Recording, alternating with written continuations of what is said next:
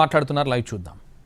నిన్ను మారుస్తున్నావు అని చెప్పి, లేకపోతే ఈ పరిస్థితులు నిన్ను వేరే చోట పోటీ పెడుతున్నానని చెప్పి ఆయన చెప్తున్నారు. ఇవన్నీ కూడా ఊహాగానాలు, ఇవన్నీ కూడా నమ్మొద్దు. పార్థసారథి గారు వచ్చారు కదా, మీరు చెప్పినట్టు పిలిచి మాట్లాడుతున్నారు, మార్పుకు ముందు అన్నారు. పార్థసారథి గారు వచ్చారు కదా, మారుస్తున్నారా?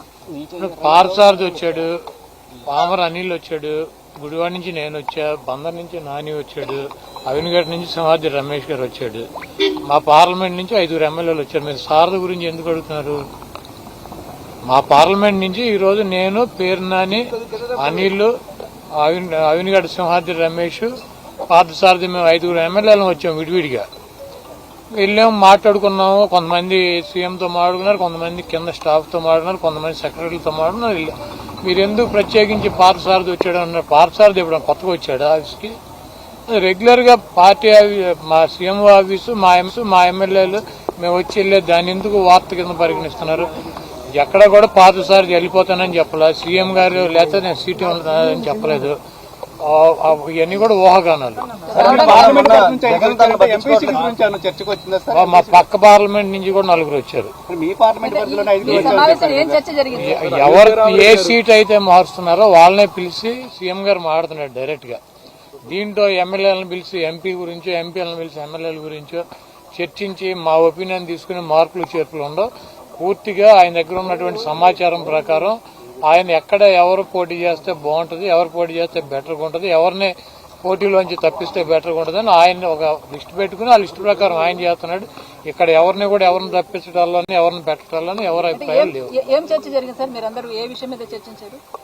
నేను సీఎం గారిని కలిసి ఏదో మా కాన్స్టిట్యున్సీకి సంబంధించి నేను అడిగాను. మిగిలిన వాళ్ళు ఒకళ్ళిద్దరు సీఎంని కలిశారు, కొంతమంది సెక్రటరీ ధనంజయ రెడ్డి గారిని కలిశారు, కొంతమంది ముత్యాలరాజు గారిని కలిశారు. అక్కడ సీఎం వాళ్ళు మాకు ఎవరన్నా కలెక్టర్లకో లేకపోతే అధికారులతో ఎక్కడన్నా పెండింగ్ లో ఫైల్స్ ఉంటే ఆ ఫైల్స్ క్లియర్ చేయమని, ఎన్నికలు వస్తున్నాయి కాబట్టి మాకు అడ్వాంటేజ్ ఉంటుంది కాబట్టి అక్కడ అధికారులు మా మాట పట్టించుకోకపోతే ఇక్కడికి వచ్చి చెప్పుకుని అవన్నీ క్లియర్ చేయించుకున్నాం. అంతేగాని దీనికేం పెద్ద మీరే చెబుతున్నారు కదా రేపు సాయంత్రానికి వస్తుందని. మీడియా కన్నా మాకేం తెలుస్తుంది? మా పేరు ఉందో లేదో కూడా మీరే చెబుతున్నారు.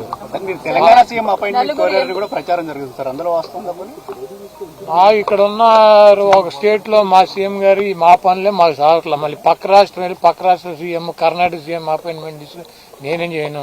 సార్, రేవంత్ రెడ్డి తాను ముఖ్యమంత్రి అయిన తర్వాత జగన్ ఫోన్ చేయలేదు అని చెప్పి మాట్లాడారు. ఫోన్ చేసి విషెస్ చేయలేదు.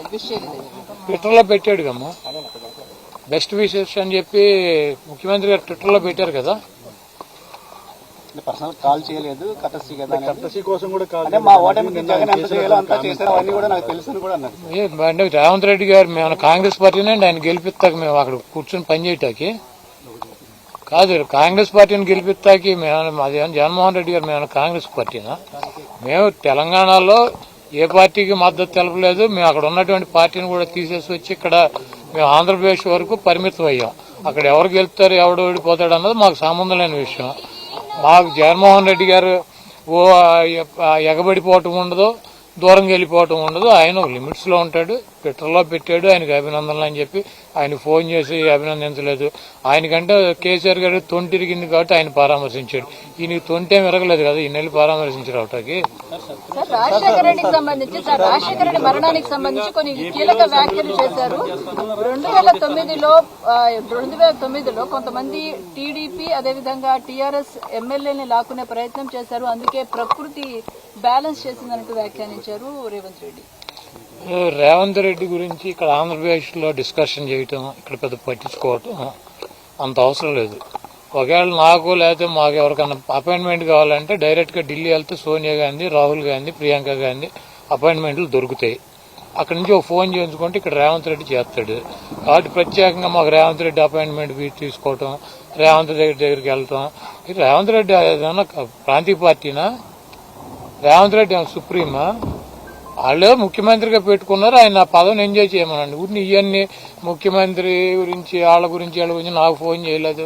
ఏం దీనికి ఫోన్ చేసేది? ఆయన ట్విట్టర్లో పెట్టాడు మర్యాదగా కంగ్రాచులేషన్స్ ముఖ్యమంత్రి అయినందుకని చెప్పి. నాకు ఫోన్ చేయలేదు, నన్ను వచ్చి కలవలేదు. ఎందుకు ఫోన్ చేస్తారు, ఎందుకు వెళ్ళి కలుస్తారు? ఒక్కొక్కళ్ళ పద్ధతి ఒక రకంగా ఉంటుంది.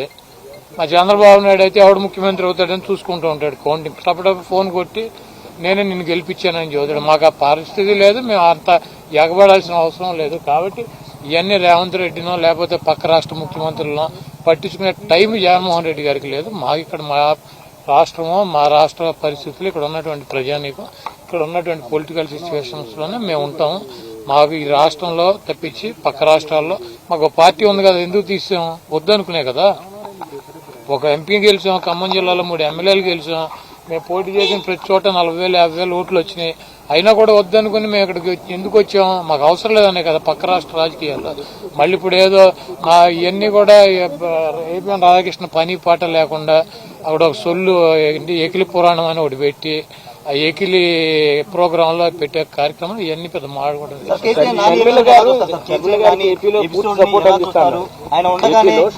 పూర్తిగా సపోర్ట్ అందిస్తాను ఎవరు?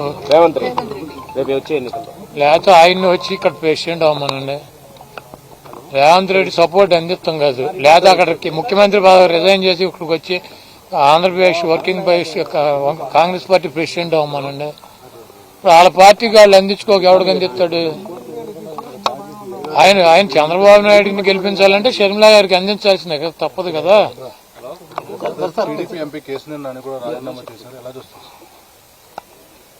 చంద్రబాబు నాయుడు చాలా స్పష్టంగా డబ్బులకి సీట్లు అమ్ముకుంటున్నాడు.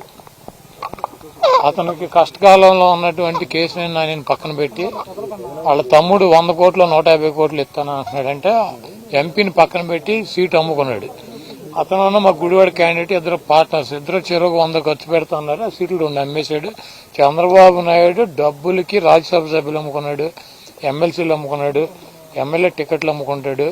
ఆడు చంద్రబాబు అనేవాడు 420 ఎన్టీ రామారావు పెట్టినటువంటి పార్టీలో పందికొక్కులాగా చేరి డబ్బులు నిన్న అక్కడ మీటింగ్ లో చెబుతున్నాడు, మీరందరూ నేను 45 ఒక్కొక్కళ్ళకి పిల్లలకి 15,000 ఇస్తాను సంవత్సరానికి, మీరు 4-5 పిల్లల్ని కనమని చెప్పి. ఆ 15,000 నీ పప్పు గడికి వాడికి ఆడితో కనిపించవు 4-5.